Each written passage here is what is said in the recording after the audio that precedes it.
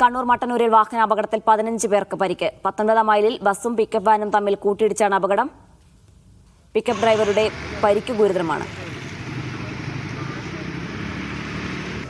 വിജീഷ് ഗോവിന്ദ് ചേർന്ന വിശദാംശങ്ങൾ നൽകാനായി. വിജീഷ്, ഇത് എപ്പോൾ നടന്ന അപകടമാണ്? എങ്ങനെയാണ് അപകടം ഉണ്ടായത്? ഈ പരിക്കേറ്റവരൊക്കെ എവിടെയുള്ളവരാണ്?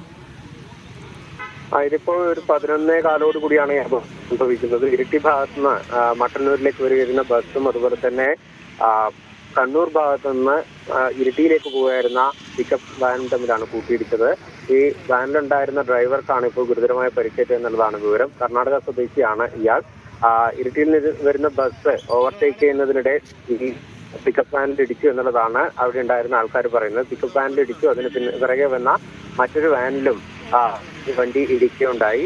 ബസിന്റെ ഒരു ഡ്രൈവർ ഇരിക്കുന്ന ഭാഗം പൂർണ്ണമായി തകർന്ന നിലയിലാണ്. വാനിലുണ്ടായിരുന്ന ഡ്രൈവർക്കാണ് ഗുരുതരമായി പരിക്കേറ്റത്. മറ്റുള്ളവരുടെ പരിക്ക് നിസ്സാരമാണ് എന്നുള്ളതാണ് ലഭ്യമായിരിക്കുന്ന വിവരം. ഈ കർണാടക സ്വദേശിയായ ഡ്രൈവറെ ഇപ്പോൾ കണ്ണൂർ ആശുപത്രിയിലേക്ക് മാറ്റിയിരിക്കുന്നു എന്നുള്ള വിവരമാണ് ഇവിടുന്ന് ലഭ്യമായിട്ടുള്ളത്.